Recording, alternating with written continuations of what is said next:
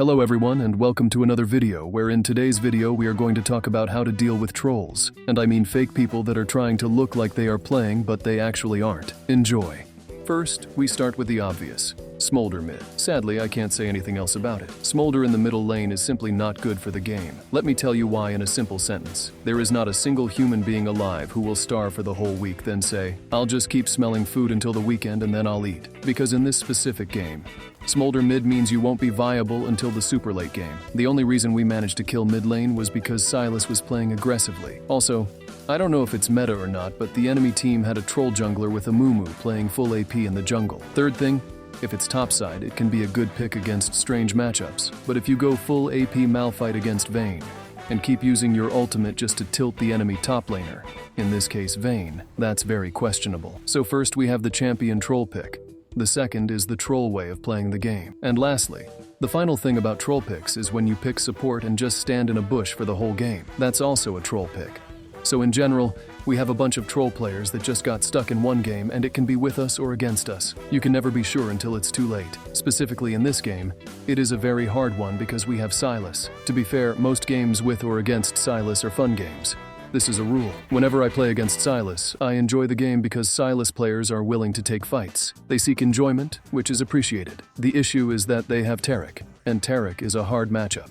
So regardless, this game should serve as a good example that even if you have a lot of troll picks, that's not an excuse to forfeit the game. It's similar to having a bad team leader. It's not an excuse for you to also play like a bad player. Hence, we'll try to make the best out of this game. First, we'll be using the troll players as bait, not as allies. We just use them as pawns. The play is simple. Ping them into an engage or gank, and then wait. Delay it for about 5 seconds or so. By doing this, the troll will get impatient, play aggressively, and that's when we let the enemy engage on them. Then, we go in and take the kill. If they die, we secure the farm and the plate. In my opinion, this is the best way to deal with trolls. It doesn't even look like you orchestrated their death in some masterful way. Just doing your thing as a jungler, providing a helping hand. Well, more like a helping leg if we're being honest. And of course, lately I've been trying to create a combo that maximizes my smiting potential, and the only thing that keeps coming to mind is to time all my damage perfectly with my E landing. In theory, I should be generating around 500 extra damage, and if I put in a bit more effort, I can push that up to 700. For example, it can't work well against champions like Kha'Zix or Echo, but with slower damage setups like Amumu's, it can be very effective to contest most objectives effectively.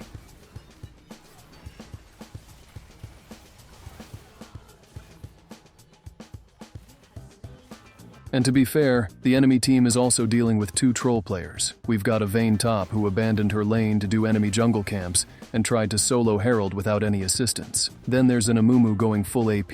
Sure, he can burst someone down, but the issue with full AP Amumu is that you only go that route if you're truly an expert at playing him. Otherwise, it's like me picking full AP Volibear.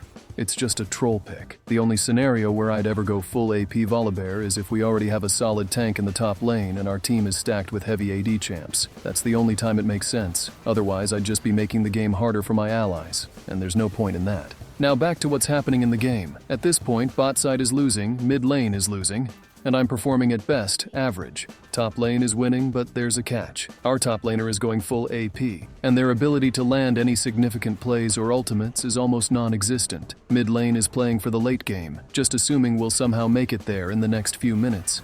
And I'm still struggling to complete my items, or even compete for objectives in the normal way. Why? Because our support is still glued to bot side, accomplishing nothing. They haven't managed to kill Caitlyn, just running around with Jhin for the past 5 minutes, probably sending passive-aggressive pings. And how do you explain to someone they're being an idiot? You don't. You just ignore them. So right now, the game is pretty much revolving around me and Jhin. At this moment, we're the backbone holding it all together. If one of us starts trolling or loses focus, this game is simply lost. No question about it. Regarding our build, since we're up against a variety of situations and players, and Taric's ultimates are a major issue in this game, I've decided to go with Cosmic Drive, Frozen Gauntlet, and some defensive items. The idea behind this build is simple. We need to catch someone and stay on top of them. The enemy team doesn't have any serious damage dealers except Silas. Vayne is way behind, and Caitlyn will be tough to get to because Taric is glued to her in every major fight. So our main goal is to be viable in catching people,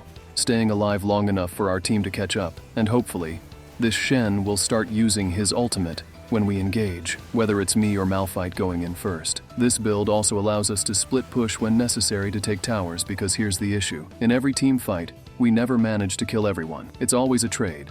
3 for 4, 2 for 4, or 1 for 1. We either back off without being able to push or can't apply proper pressure on the map. So, staying versatile is key here. In a situation like this, it's hard to know what the right call is or what the proper approach might be, because we don't have any margin for error against their competition. It's like we've got a revolver with 5 bullets, and we can't reload. Once you commit your spells into an engage, that's it. You either get the kills or you get killed. There's no second chance. So, the only solution I can think of in a scenario like this is to split push. I know I say this in every video, and every game I see the opportunity, I don't take it, and then I regret it. But here it's clear we can't get anything meaningful out of these team fights, so creating pressure on the map is our best bet. We've reached the pinnacle of despair at this stage of the game. We're losing on every front. Whenever we face the enemy team, it's a loss. Our teammates are starting to blame each other, and it's the classic downhill moment. Luckily for us, our early assumption that Jinx is a viable player might hold true in this specific moment. However, we're struggling to find a pattern that will let us win team fights. And sadly, Shentz isn't contributing much. Our support isn't performing well, and Malphite is randomly using his ultimates. Meanwhile, with the Sylas, us, and Tarek on the enemy team, it's like a dream for them. Sylas can steal any ultimate he wants, making him more useful than our Malphite. He can engage while being immune to damage, play defensively to escape, wait for his cooldowns, then re-engage. He gets the shield, he gets the healing, and he gets every chance to shine. Something I've noticed lately is that in the mid-game, you only need to make one major play that's geared toward winning, and that usually happens around the 20-minute mark. It's either about getting an inhibitor or securing Baron. Those are the only 2 real options you have at this stage of the game. In either case, if you manage to pull off one of these plays, I can confidently say that if you were losing, you're now on the path to winning. And if you were already ahead, you've created an impossible situation for the enemy team. But to do this successfully, you need some level of preparation. If not, you better have a whole lot of luck on your side. Simply put, you need luck to pull off something like this while you're losing in the mid-game, based on my experience. And finally, we managed to catch one major player from the enemy team. This simple engage might seem straightforward or even obvious, but it's been incredibly challenging since the start of the game. Their composition made it nearly impossible to take someone down completely. However, now that we have the proper items, we can follow up and engage, either to kill someone before Tarek's ultimate activates, or to take them out right after its duration ends. But still, killing one major player doesn't guarantee we've won the game. It just creates a short window of opportunity to make a significant play and do better. To be fair, this play is totally on me, because they're putting the fate of the game in the hands of either one of the junglers. It's a total 50-50 situation, as you can't block a smite. The play is to either eliminate one of the junglers, or force them to use their smite to escape. Otherwise, at this moment, it's just anyone's game. And to put it simply, we just got lucky. I could say that my Volibear's paw was so massive that I smacked Baron and took it, but honestly, we just got lucky. At this stage of the game, we need to let the tilt sink in. Just don't do anything rash or stupid. Play smart, play it safely, and let your enemies and allies die while taking objectives. The goal is to let the tilt affect the enemy team. If they keep fighting without gaining anything, no objectives or advantages, they'll just get more frustrated. Sure, you can sacrifice yourself for your trust carries, and I mean your only trusted ones that seek the win. You might think I prefer a boring strategy by being patient, but you need to consider what's happened since the start of the game and who you're playing with. You're with trolls. Let the trolls die. They're sacrificial lambs for the higher cause of winning the game. Now back to our earlier point about split pushing. You'll notice that the only chance we managed to take was because I and Jin walked into the mid lane and took the tower. Unfortunately, my team is just chasing kills. So remember, if you don't take towers, you can't win the game. Towers are the only major objective in the game. Everything else is just a means to help you take towers and inhibitors to eventually reach the nexus. You should think of it like a big meter bar that indicates how much each action will contribute to taking a tower. If you see that your next action won't contribute to taking any towers, whether it's item-wise or call-wise, you're just trolling or wasting your team's time.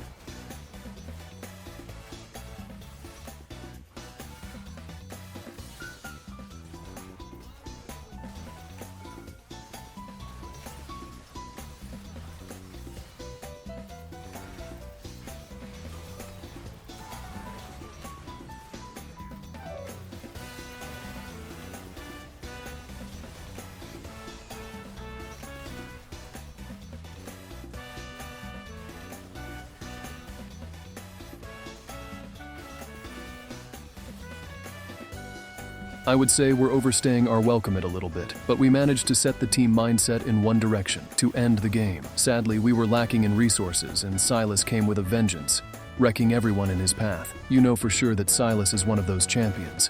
Like Katarina, once he starts going, you can't stop him. Luckily for us, we know how to deal with Silas players because I'm confident that I can 1 versus 1 him in the late game, even with a full build. With that in mind, I need to stay ahead and keep building properly to prepare for a counterattack in case I run into Silas randomly in the jungle.